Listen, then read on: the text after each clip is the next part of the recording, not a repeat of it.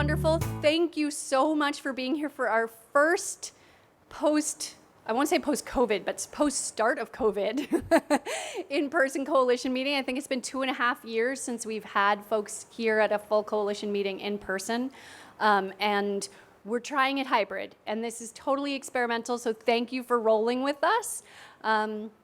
We've got actually probably about 30 people here in the room, and maybe there's 15 or 20 more on Zoom as well. So it feels a little different than usual, but we've got quite a crew of Franklin County and North Quabbin wonderful folks here. And this is also our first meeting doing offering childcare and interpretation and transportation services. And thank you to all of the partners like the Brick House and the FRTA and Greenfield High School that helped us be able to offer all of these things. So thank you for coming. I'm Kat Allen, and Rachel, who is hosting the Zoom part of this meeting. Rachel and I are co-coordinators of the Communities That Care Coalition, but I think I might know everyone in this room already, and possibly in Zoom, I don't know. And thank you to Greenfield High School for having us here. I'd like to, we were curious if there is anyone who is here for your first Communities That Care Coalition meeting. Yes, and maybe Carolina too. Yeah, yay, good. So glad to have you here. And raise your hand if this is your first in-person Communities That Care Coalition meeting. Okay, even some additional people as well who've been with us, so welcome. Can you we're behind, so I'm gonna skip some of the introduce yourself things. We're gonna do an icebreaker later with Lisa Markland, our speaker and facilitator.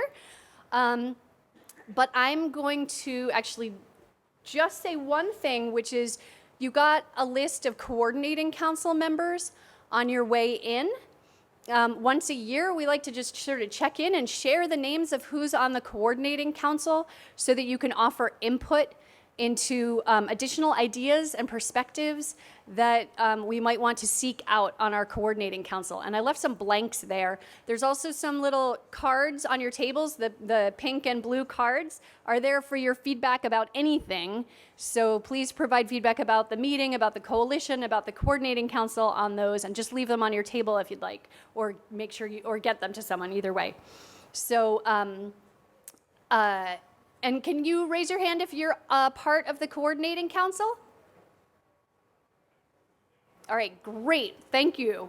And if you aren't a part of the coordinating council, you'll see there's information about it, and you can learn a little bit more about the roles. So thank you. Because this is the first time we're here in person in a long time, it feels really appropriate to start with a land acknowledgement. So I was trying to do a lot of homework and research to prepare for this, and I spent a few hours, enough to realize that I really feel very underprepared to do this. And yet at the same time, I've really learned from the wonderful folks in the Racial Justice Work Group that the only way I can truly fail is by not trying, by not acting. So even though I do feel underprepared, I've promised myself I will do more homework and come back to this, but I did want to say a few things. In fact, I wanted to say 10 things, and I knew I was going to forget them, so I've written them on my 10 fingers here, so we'll see how well I do here. First of all, we are, thank you, Karen, I love that, I need that.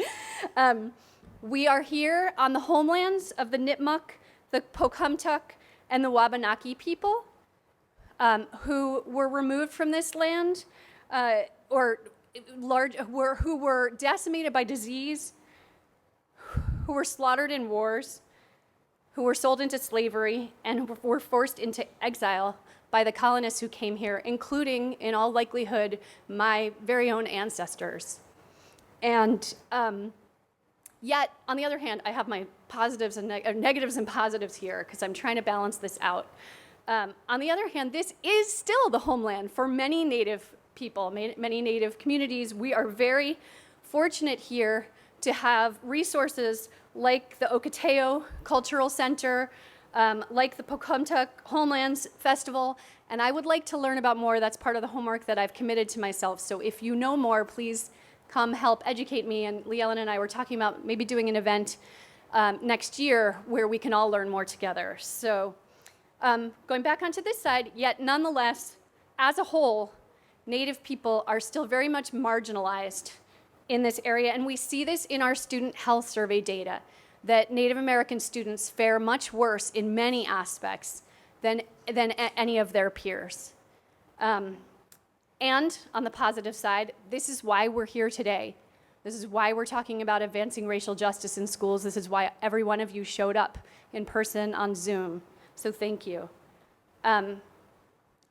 And while we're talking about colonization, it's important to also acknowledge that the U.S. is built not only on stolen lands, but also on the backbreaking labor of people who were stolen from their homes in Africa. And that tradition continues today, that our economy runs on the exploitation of labor of people, particularly people of color, all around the world. And the banana I ate for breakfast today was as cheap as it was because of the suppression of labor movements in Central America by our corporations and our governments. We support oppressive regimes in the Middle East so that I can have cheap gas in my car to get here today. The zinc I put on in my deodorant today comes from mines mined with poor laboral and environmental practices, and it's also stolen as it seeps into the water and the rivers and lakes. It's still stolen from my own grandchildren too. The exploitation that I'm talking about here also creates the conditions of poverty that make it so that people have to leave their home countries and come to the US and other places seeking a better life. Which brings me on the positive side to say that our public schools are becoming much more diverse over the 20 years that this coalition has been around. When we first did our survey, and I'm seeing Marty, who helped get the first survey off the ground 20 years ago, 1 in every 8 students on the teen health survey was a person of color. Today it's 1 in every 4. But being a student of color is not the same as being a white student in this area. Black and brown students have because of the effects of racism, generational trauma, the massive wealth divide, students of color, we see in the survey that they're experiencing more microaggressions, they're experiencing more discrimination. It's not the same even here in our schools. And on the positive side, I keep going back to my fingers here, there are tons of great people in our schools. Teachers, students, staff, administrators, parents, tons of great people working really hard to address this. And on the negative side, this change, dismantling colonialism, dismantling white supremacy culture is not going to come easily, and it's going to require the collective impacts, the collective effort of everyone here and everyone all together. Last point, and this one I'll start with a tangent.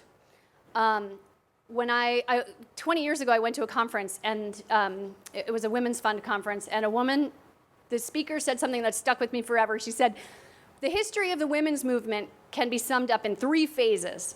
Let us play, we can win, and by the way, the game rules stink. And I loved that. And that can be said too for, just like patriarchy, white supremacy culture, the game rules stink. And we're here to change the game rules. And one of the game rules of white supremacy culture is ignoring the land that we're on and treating it as a commodity. So I want to circle back to the land acknowledgement and change the game rules here and take a cue from Native American communities and start by recognizing and honoring the land that we're on, the beautiful land on this gorgeous spring day. And really grateful to be here with all of you together today. Thank you very much. And I'm going to turn it over to Lee Ellen. This is Lee Ellen's first in-person coordinating full coalition meeting. And Lee Ellen has done some amazing work in a very short period of time to turn around the information that you're about to see today. And so thank you very much, Lee Ellen. Thank you. Yes. I am so excited to see everyone here because I've been seeing your faces on Zoom for months now, and you have full bodies and legs, and it's amazing. So welcome, everybody. And I'm going to really condense this because we want to get to Lisa Markland, who's going to do a presentation for all of us, or a conversation workshop with all of us. And so this is going to be shorter, but you can always get in contact with me if you want more information. So we can come back to this too. We'll come back. totally, we will always come back to this for sure. So we have at CTC and have been working on for several years this project, Advancing Racial Justice in Schools. And folks have heard of this project. Folks in this room, I'm sure, are familiar with this project. And so what happened is when I came on board in CTC, I started working on this project as well. And one of the first initial tasks that I took on was to reach out to all of the 9 school districts in Franklin County and the North Quabbin to say, where are you now with advancing racial justice in schools? Some folks had done a lot in the last few years of the pandemic. Other folks had been really focused on dealing with the fallout of the pandemic. And so we just wanted to regroup a little bit and figure out where was our time best spent in moving forward this project that we committed to several years ago. So I'm not going to review this right now. If you took a copy of the regional snapshot, there are copies up there if you don't have them. We identified these key action items. This is my process of data collection. And I'll just say that until today, I hadn't been able to interview any students, and today 3 students showed up in a meeting, and it was just like life-giving for me. I was like, hello, talk to me. It was really amazing. So, and I just want to name too, I found this gap in the folks that we're speaking to, and I was saying this is true for me and probably not true for everyone working on this project, but I didn't have contacts or relationships with paraprofessionals or building care and food service staff. And those are really essential, fundamental parts of the school community. So a place for us to grow in the future. These were the strengths I found. So I asked all interviewees, tell me about the strengths in your school. Tell me what some of the challenges are around advancing racial justice. And what are your most pressing needs right now at this point in time? The strongest thing that everybody said is we care about our students. We care about this school and we care about this community. And that came out across the board with everybody I spoke with. It was the #1 thing that people said. And then I want to point out something that I wrote about in the report, but I want to share here, is that you'll see that this is broken up into some and all. And that's only because it is what interviewees said to me when I talked with them. So for instance, this #1 strength here, strong student leadership and involvement, just because that's showing up under some, I don't believe it's not true for all. I believe that it is true for every school district in Franklin County and the North Quabbin. There are students who are passionate about and caring about and taking action to work towards racial justice in their schools. But this is just reflective of what people said to me in that moment. And I did not put my own personal beliefs about what the schools were in this report. These were the challenges that people spoke to. And the #1 challenge that people mentioned was sort of this 2 sides of the same coin. People said, well, we don't have a very diverse environment. It's mostly white people here. And then following that closely was, we really don't know. There was this fear of doing it wrong, of people saying, I care about this work, I want to do it, but I don't know if I'm saying the right thing. I don't know how to help other people. I don't know if I'm doing right by my students. I'm doing the best I can. Or, we have some families who want to learn more, and there's other families that we're trying to support to learn more. And so there was like this back and forth between a lot of invested people who weren't really sure how to move forward. That was not true for everybody, but it was true that at least one interviewee from every single district named this as the largest challenge. And then I'll just say too that it was interesting to me going to challenges for some. And can someone give me a time check? I think I should move forward. 4:04. Okay. just around some people spoke to the lack of staff and faculty, racial and ethnic diversity as what they perceived as a challenge in their environment, wondering, how can we have an affinity group if we don't have staff here with that racial identification or that identity? But it was interesting, one of the last people I spoke to today spoke to that very thing, and then she said, it just reached a point where we had to do it. We just had to do it. We couldn't not do it anymore. And I found that so profound just listening and realizing, like, for folks who are in this, this struggle of trying to do right by their students in terms of giving them an equitable school experience, people are working past their uncertainty and they're working past their trepidation to say, like, this matters so much. We have to just move forward. Even if it's not the best thing, we're doing something for our students. These were the needs that folks named. And the biggest need came out of that first biggest challenge and biggest strength, is that they wanted more professional development to talk about equity and race in the school setting. And so this was a huge range. And I wish I could tell you everybody's words right now in this moment, but you'll have to just read them and see for yourselves, because people said such powerful, amazing, moving things about what they wanted to learn and how they thought it could happen.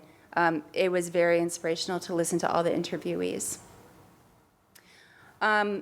And so I'm going to stop here because I know we're short on time, and maybe have time for one or two questions, or we don't have time for questions now. We should hold questions toward the end. Well, we're 6 minutes over, so I guess I would say if there's something burning, let's do it, and otherwise, conversations, details, and all that. Any comments, questions, clarifications? And no worries if you don't have any comments, questions, clarifications at this time. You can always reach out to any of us.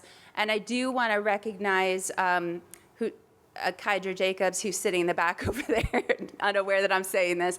But I do want to recognize Kydra Jacobs because the work that stalled, some of the work that we had planned to do several years ago paused, but Kydra came in and moved forward many other pieces of this. And that would not have happened if she was not the person she is. So I just want to recognize her, and I hope you will recognize her with me.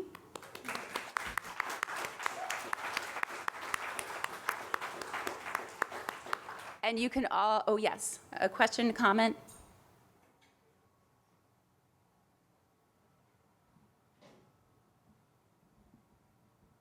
Hi. Hello. Hi. So clarifying question, you don't have to answer it. People who know me, Charlelle Dukes. Nice to meet you. A little bit of a pain in the butt. So here's my question to everybody. If race is a social construct, meaning that we made it up, why do we continue to create it?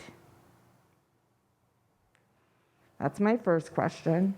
We don't have to answer it. And my second question is, we keep talking about equity, diversity, inclusion. Those are relational concepts. Equity in relation to who or what? What is the standard? What is the norm? We never say what it is. I challenge all of us to think about, why are we continuing to create a construct for something that does not exist? And what are we trying to make equitable to? And let us begin to name that. Thank you. Yeah, thank you so much for bringing in those questions. It's a lot to ponder and a lot to consider and think about. So I do welcome all of your thoughts. Anything you want to reach out to me or anyone on the team to talk about, feel free to do that. And I'm going to close this part and turn it over to... Yes, we are actually going to invite up Shondell, the fabulous co-chair of our Racial Justice Work. Shondell Diaz.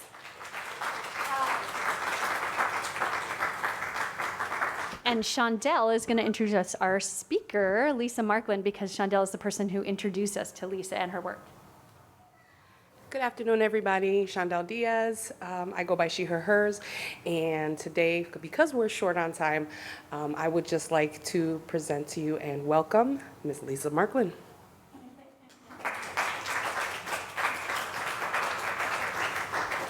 By the way, I'm super fangirling. I love her. I love you too, darling. Appreciate you. I'm so glad to be with you all this afternoon. The first step to solving any issue is to get people to show up, to get people to care enough that it is an issue, that we have to come to the table and talk with one another. And so the topic of our time together, which is short, and I'm going to try to do this shorter than normal, is let's talk. Challenging conversations in an age of social justice. My sister over here to the left, I love your question. I appreciate it very much. And if I had enough time, we might be able to dig into that just a little bit more because there's a lot to unpack there. There are many tenets to what you said there. But I appreciate you bringing that to the forefront. Not to give you my background, I just want you to know that I am passionate about the work. I am passionate about us coming to the table and talking, but I'm coming all the way from Boston, Northeast University, where I am one of the associate athletic directors of diversity, equity, and inclusion at Northeast University. My work spans now some 22 years, just to give you a little context of who I am. But I want to start this conversation first by saying we are in the second civil rights movement, with the first happening less than 60 years ago with Emmett Till. And everybody, hopefully we understand the story of the young man who was killed, Emmett Till, for allegedly saying hello pretty much, or bumping into a white woman. And that led to his murder, and his mother wanting the world to see what happened to Emmett, and a civil rights push came at that time. And so we're 60 years, some plus, of that event happening. We hit the second one when we started to hear about Breonna, George, Ahmaud, and the list goes on and on. And the reason why we may not know all the names preceding them is because we didn't get to see it.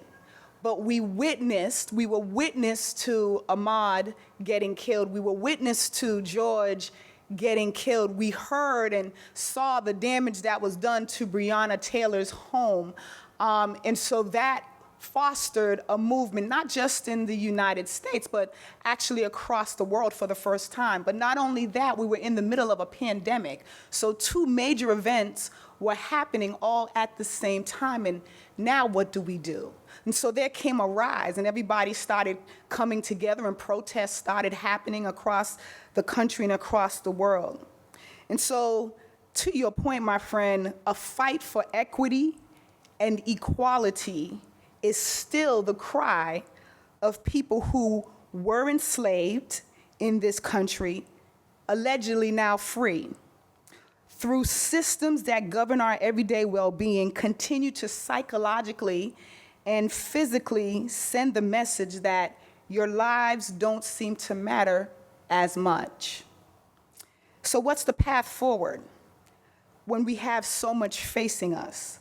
Well, if I had the answer to that, I'd be across every media outlet across the country and the world. So I don't have the answer to that just yet, but I have some thoughts about how we start to have some of these conversations.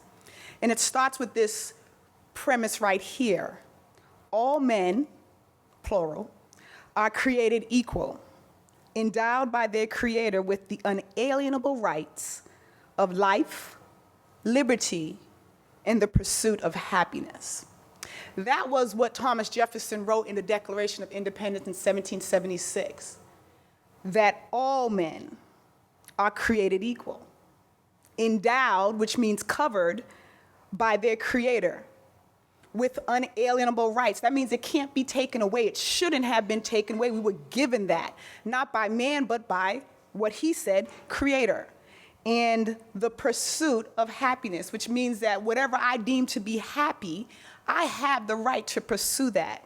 But through systems and structures that took place within our country, some of us were afforded these rights, and some of us were prohibited from having them.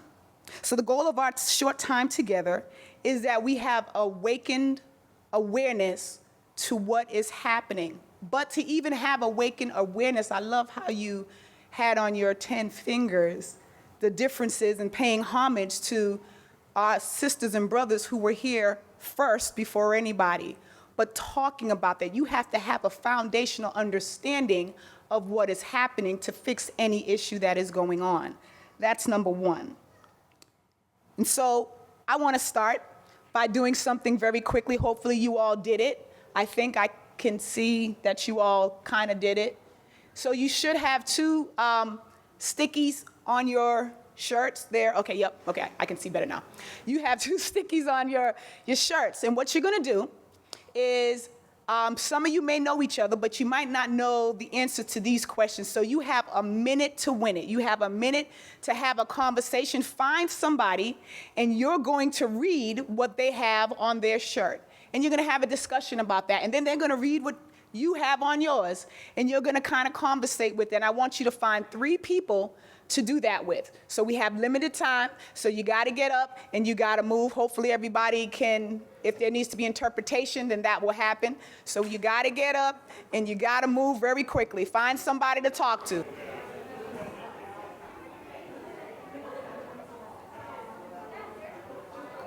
Favorite color, place you want to visit, and something you are proud of.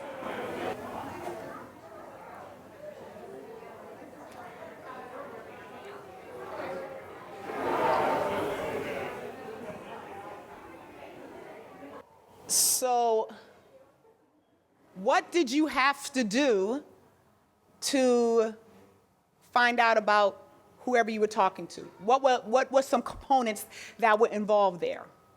What did you have to do? Yes. Read. What else? Listen. What else? Ask questions. What else did you have to do? Smile. Make eye contact. You had to face somebody. You had to get up and meet somebody. You had to become proximate with somebody else and get to know them and ask them questions, engage in a conversation, and get to learn about people, right? That's what you just had to do. And you actually look like you liked it after a while, right? You look like this is cool. Oh, you're not bad, So did you find any connections while you were talking? You found some connections, just like that, very quickly. It doesn't take us long as human beings to find connections. I say this all the time, we have more in common, regardless of ethnicity, gender, race. We have way more in common than we do opposite, but we think that because I may not understand everything, that I have to stay distant from you. But that's not true. It's actually the opposite. We desire as human beings to have connections with one another, but it just takes one thing, standing up and going over and engaging with somebody. And we actually like it. So thank you for doing that. I want us to remember that. And so we're going to start this conversation off by asking this very basic question. And I actually think that it kind of came out a little bit as you were doing this assessment. What makes it so challenging, you think, for people to have conversations around race, ethnicity, gender? What makes it so challenging to have conversations? What do you think? What makes it so hard? Yes. Say? She said lack of education.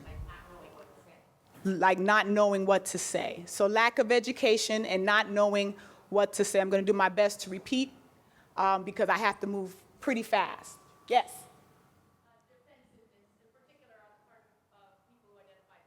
So defensiveness on the part of people who are hearing the message, maybe. Yes?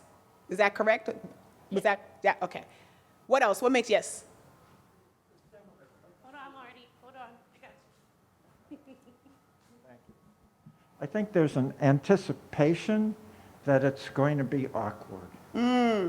So in anticipation that this conversation or this interaction is just going to be awkward.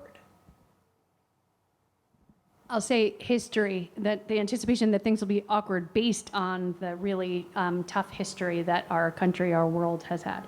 Okay, so the history that we have, and so now this conversation is going to be awkward, maybe to bring up some things. How am I going to feel about talking about this?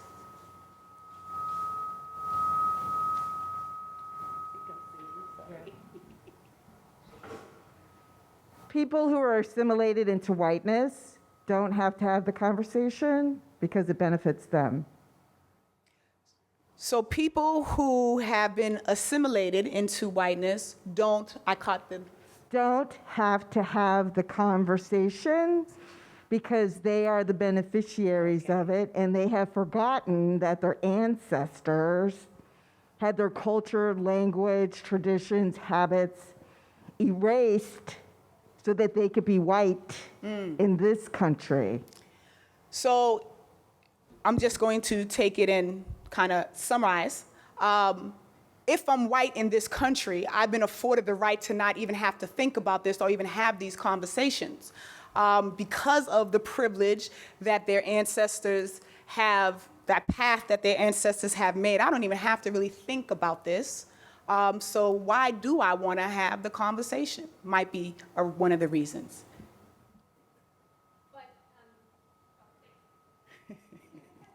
But what I heard Cheryl saying also is that not only do I not have to have the conversations, it benefits me to not have the conversations because I don't have to give up power. I mean, in theory, not in reality, because no, that's No, not she's what you said. adding. Okay, I don't mean to put words, but I'll say that for myself then, not for you. But. Others, any other thoughts? Yes.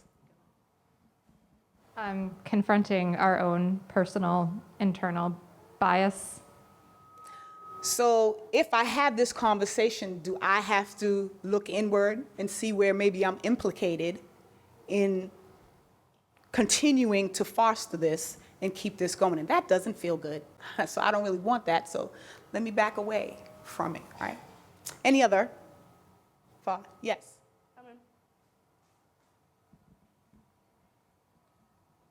The assumption that there isn't a problem. So why do we need to talk about it? Wow.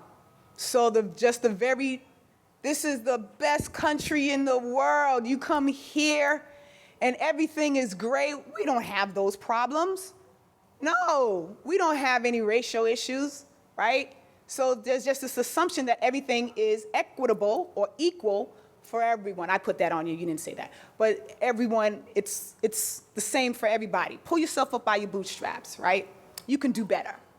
It's not based on circumstances, not based on what has been placed upon you. It's not based on the travesties that have happened over time that continue to be repeated and repeated while you're here. It's your fault, right? So that kind of can make it hard to have these conversations. So now that we got all of that out on the table, and I'm sure there's more, it still doesn't take away from that there is an issue within our country that we still have to grapple with, right? When we see these killings and we see poverty and the hunger and we see people not being afforded certain rights and privileges, that is a problem. That is an issue that is not just on me, that's on all of us. And so how do we start to address that? And so I asked this question, I ask a lot of questions, so it's very interactive. What is something that you wish someone had told you earlier about racial issues in this country? What is something you wish that you had knew earlier about the racial issues within this country that you didn't know? What is something you wish you knew earlier? I think I'll say, second what Cheryl Dukes has been preaching, that race is a construct and that we all should not have believed in it from the beginning. That race is a construct and that we shouldn't have believed in it from the beginning. My parents talked to us a lot about racism and discrimination, but very much as a historical thing, like, oh, that's long ago, and we're all way past that now. Okay, so that happened back then, but it's not happening right now, so you don't got to worry about that anymore. Yes. Anything else? I wish I knew this before. Either one. I wish I knew more about the systemic racism that goes on in our country and has been going on, and the redlining and all that, because we were not taught that when I was growing up in school at all. And when I've been learning about it in these last few years, I've been horrified. And, so I think the truth needs to be said. So that every system that we are all a part of, whether it be educational, financial, healthcare, they're blanking me, but all of the systems that we are a part of have a racist undertone of some type of discriminating against different groups within this country. Yes. Where's the other? Yeah. Understanding, or I wish I had known earlier about your own personal sphere of influence and moving in that direction, because I think so much of what I felt at some point was there's just so much to address. Like, how would you ever start, right? So understanding my sphere of influence really helped me. So bringing it down, right? So there's so much out here, but what can I do within my sphere of influence? What is my network system that I can start to make changes within or help bring about change within? Yeah. Anyone else? Oh. I wish that I would have been told in history, like history classes and everything. Like this? Oh, sorry, my bad. About how many Black and Native American cities were made into lakes and destroyed. Yeah. That's one that is not talked about at all. At all. So yes. I was just going to say, I wish I knew what assimilation looked like earlier. Assimilation, yeah. Marty has one too. Assimilation. What I didn't realize is it wasn't until I got to meet people different from me and got to talk to them to realize that there are differences that are promoted generally in the culture aren't there for everybody. So until you were able to have conversations with people and start to learn a little bit about where they're coming from and their lived experiences, that's when you started to understand that it's not the same. You wish you knew that earlier, yeah. I wish I would have experienced more diversity as a young person, and also had the opportunities to kind of know what I know now 30, 40 years ago. Yeah.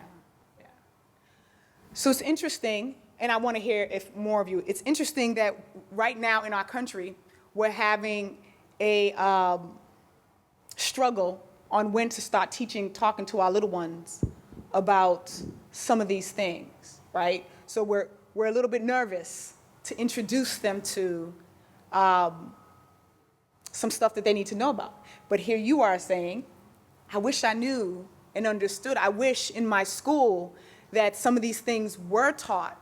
I wish I didn't just think that it happened a long time ago, but that it was happening all along.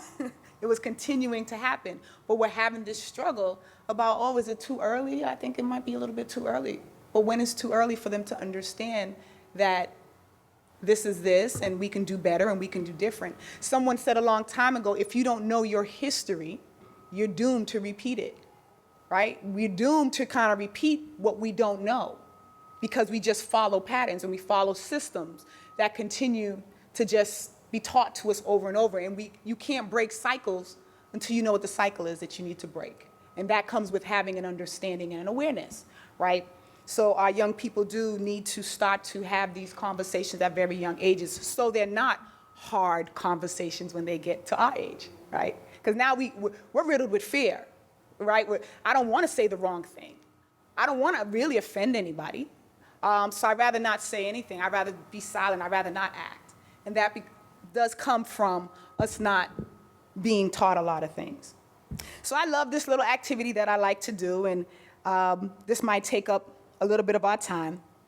But it gets you moving, and I don't know how this is going to fare for my friends on Zoom, but we're going to have a good time with it here in the auditorium. So this is called Agree, Disagree, Unsure. And I'm going to make a statement, and this statement is very vague. It's not my personal statement, so it's not Lisa, but it is a statement nevertheless.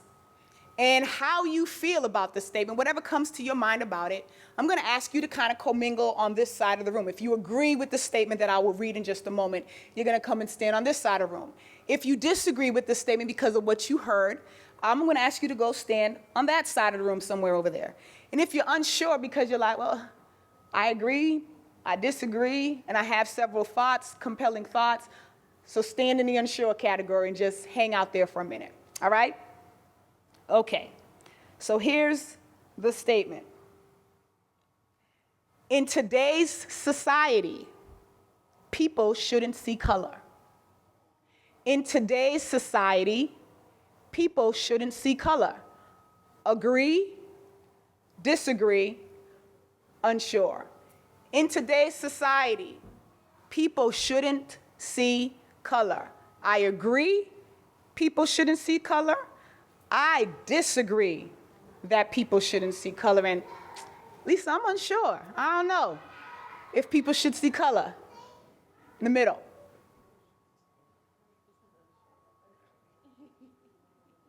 Okay. So everybody got a corporate understanding where we are. Good. So just because, or you are tied. So I'm going to go to the unsures because it's a tie between unsure and agree. So why are we unsure? In today's society, people shouldn't see color. Oh, it's not. I feel mostly because, like I said, race is a construct, but because we've constructed it, I believe strongly and wholly in my blackness, and I'm not willing to give that up for anything at this very moment in time. While we're still seeing color, while things are still very gray area surrounding how we view race, to me, my blackness still belongs to me, and I don't want to give it up. But at the same time, I know that we're all human, we all have the same insides and pretty much the same outsides, except for the pigmentation of our skin. But my pigmentation is still very important to me. So if I may repeat what I think I heard, and if I'm inaccurate, please correct me. So you're on the premise that race is a social, somebody said race, right? Because there was a distinguish between black people and everybody else. Pretty much that's how that came. They wanted to distinguish that, right? And the only difference of why some of us are darker and some of us are lighter is where we are on the equator, right? The closer we were to the equator, darker. The farther you are, less pigmentation.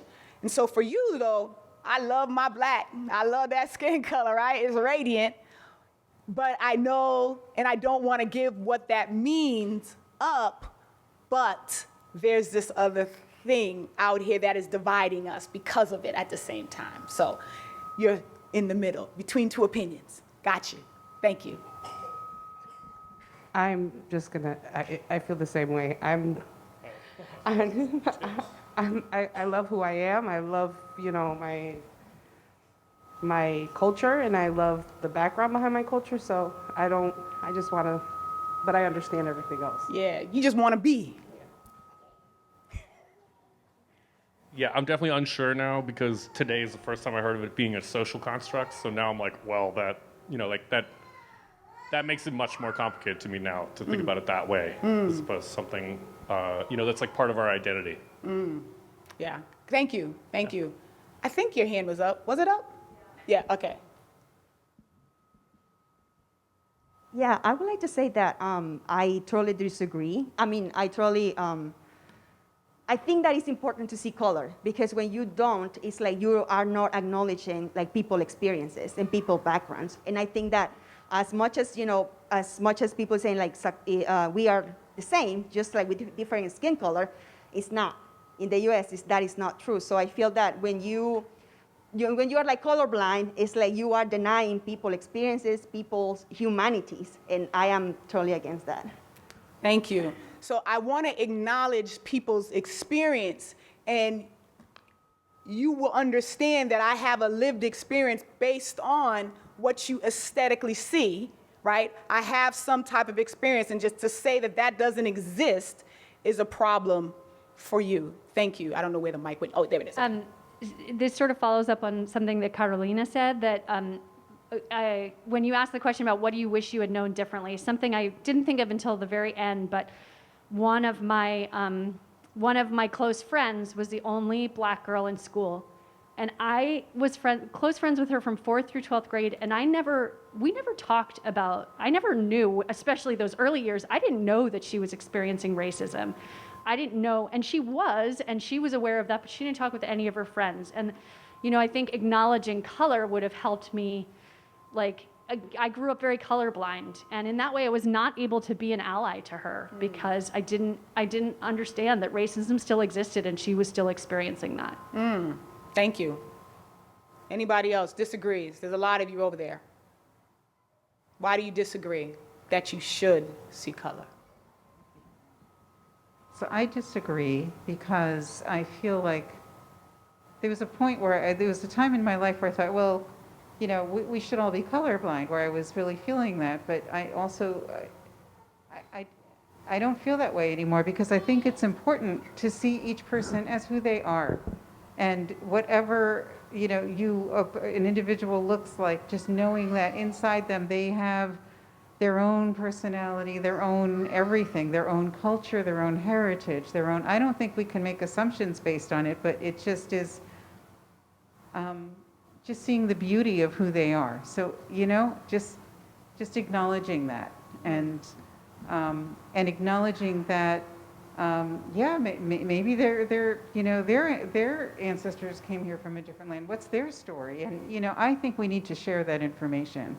And also, I feel like, people who are lighter skinned, and I mean that in terms of, people with all, different shades.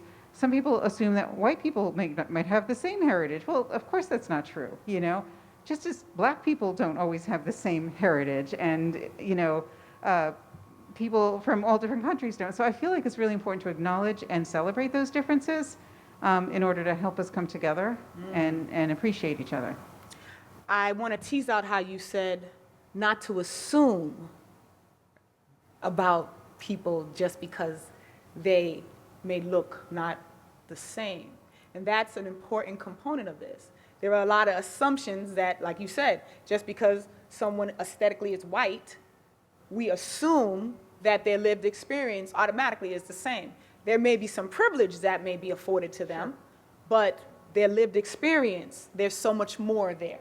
Exactly. So I appreciate you bringing that to the forefront. Anybody else disagree? Why?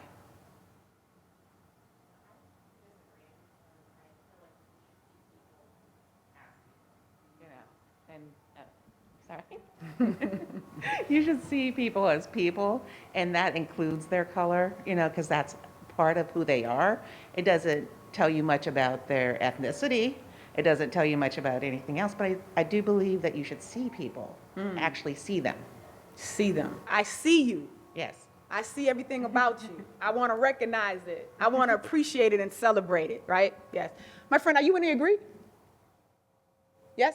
Can somebody share the mic with him, please? Maybe I misunderstand this, but for me, I'd rather not go by outside appearances. I'd rather go by what I find inside each person. So that's why I'm over here. I appreciate that. I'm going to invite y'all to take your seat. People start getting tired after a while.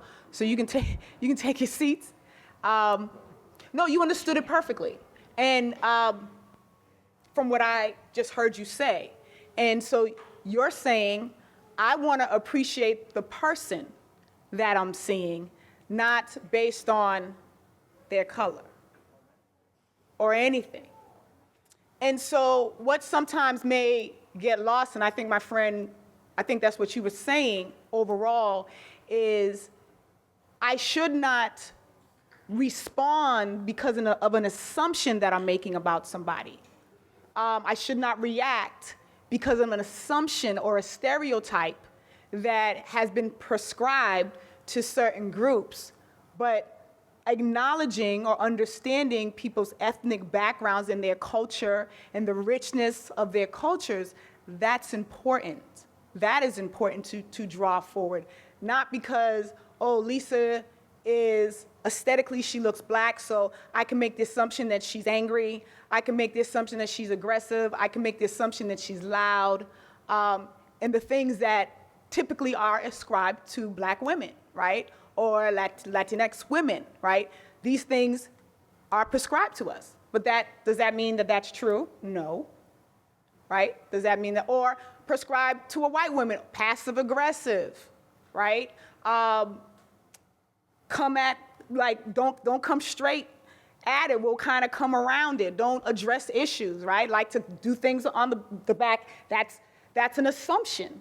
Those are stereotypes that are made about certain groups. And so we have to challenge ourselves to dismantle biases and stereotypes. In the interest of my time, I'm going to bring us down to what do we start to do to combat this?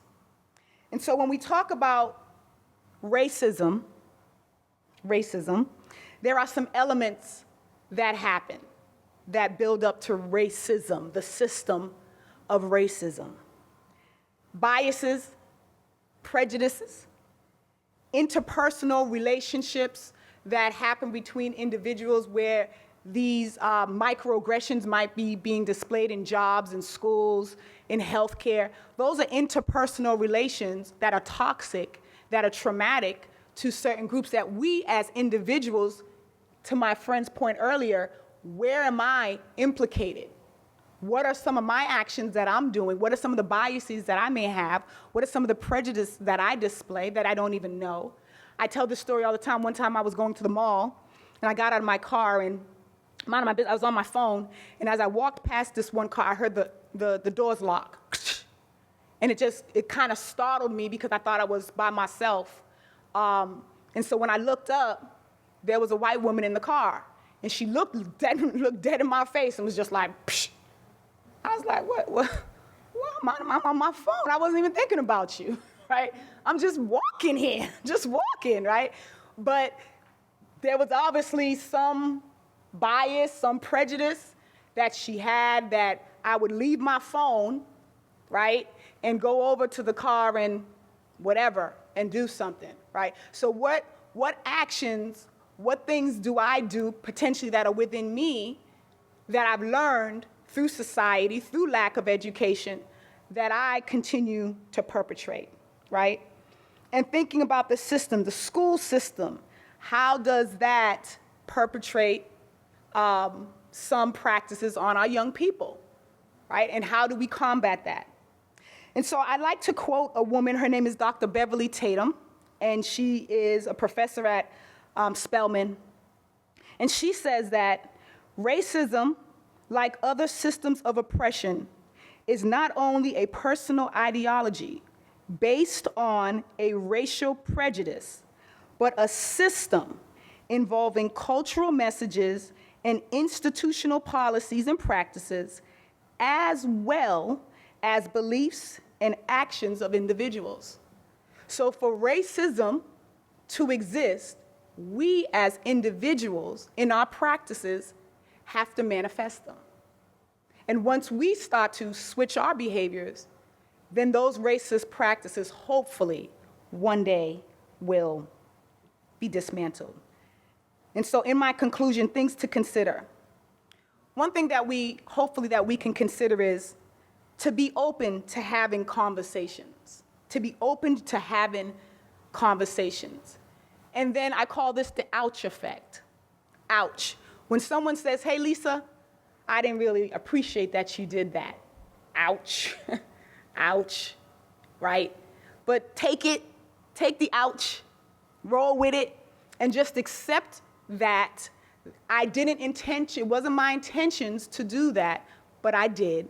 Please accept my apology. Please accept my apology for offending you.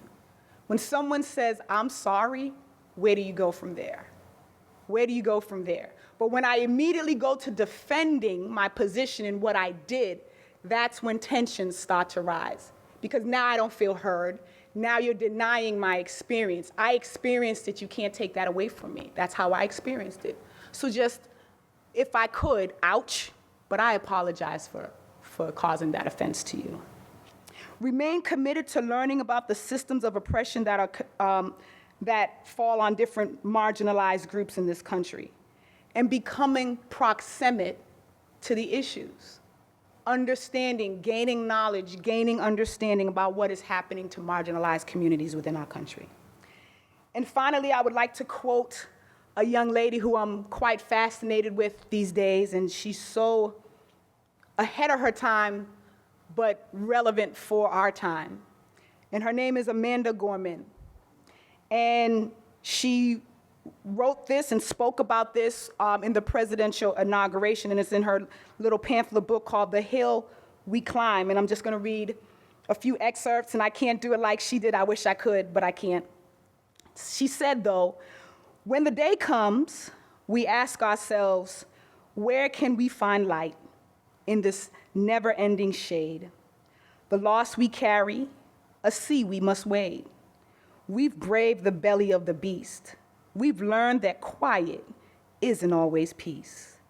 And the norms and notions of what just isn't always justice. And yet the dawn is ours before we knew it.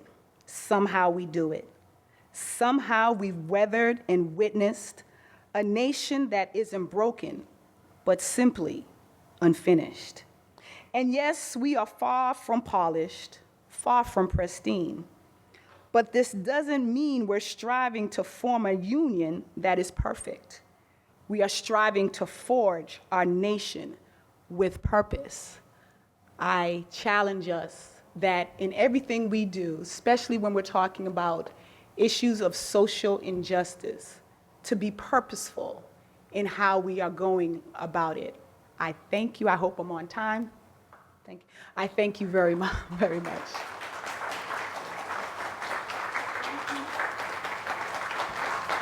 Lisa, that was amazing. Thank you so much, Shondell. Thank you for bringing Lisa to our attention. That was fantastic, and thanks everyone for participating. A reminder that there is a follow-up conversation to this at the Brick House next Wednesday, 3:30 to 5. I forgot to bring printed flyers, so I will send that to everyone. You can share that out. I don't think you have to be at this in order to go to the next one. Correct, Stacy's telling me. And at that meeting, we'll have, I think, snacks, transportation available, childcare available, and books to take home, anti-racism books by Ibram X. Kendi and Tiffany Jewell and stuff for families to take home at that event. So thank you. And the next part of our agenda, actually before, I do want to give a big thank you, another big thank you to Lisa for coming all this way and doing such a great job with us. And we have some beautiful flowers for you from Kydra. Thank you. And so I will tell you now about the Coalition 2 awards. I think probably many of you already know that the Coalition has 2 awards that we give out. And in the spring, we give the Sarah Cummings Coalition Leadership Award, which is this lovely tray here. And, oh, I see, I think that Marty Espinola, Marty Espinola, second, right here in the center, second, and Stacy Langnack. Is there anyone else who's on this tray? Anyway, Cheryl Dukes. Oh, you're on the other one, of course.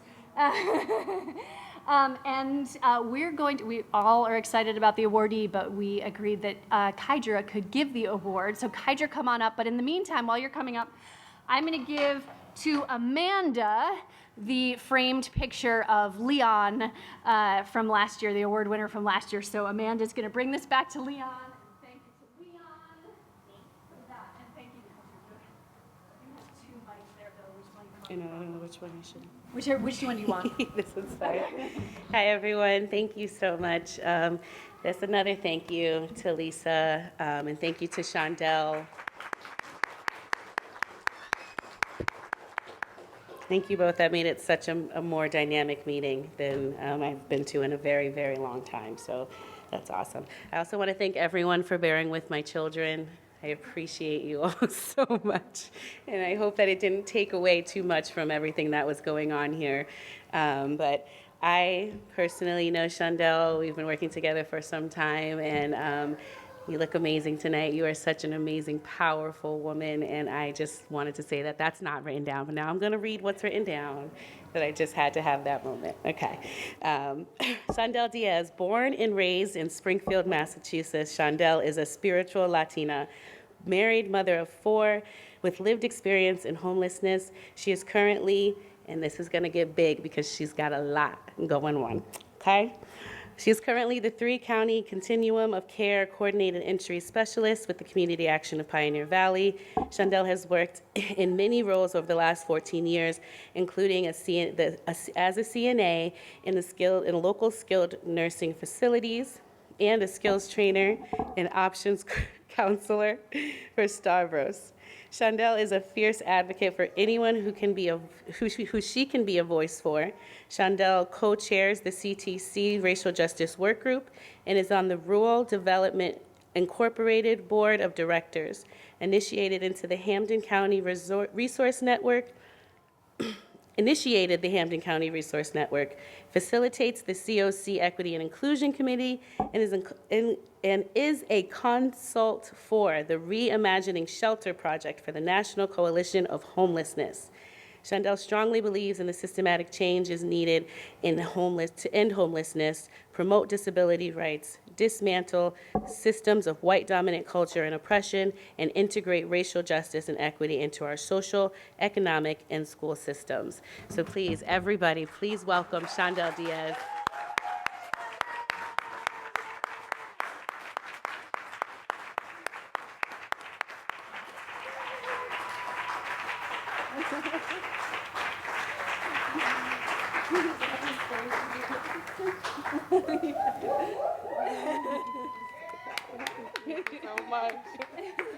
Well, thank you so much.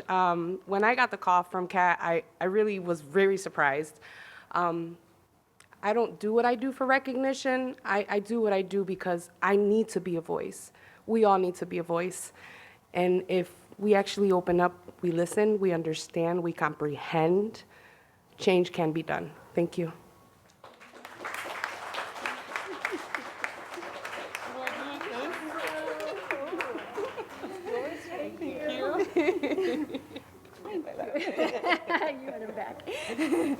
Thank you, everyone. That actually does conclude our meeting, but I will say right before we let you go that our next meeting, we typically hold a meeting in the fall where we do our data release. This is our every 3-year prevention needs assessment data and the 21st year of our data, I believe. And also, we are hoping to have a 20th anniversary celebration in the fall. In October, we'll be celebrating 20 years. So stay tuned. We'd love to get together again, maybe in person. Give us feedback. Again, this was totally experimental. The triple hybrid, broadcast, Zoom, and in person. So any feedback you've got for us is great. And thanks again, everyone, for being here. Thank you, Shondell, Kydra, Lisa, Lee Ellen, the whole Partnership for Youth team, and everyone for being here.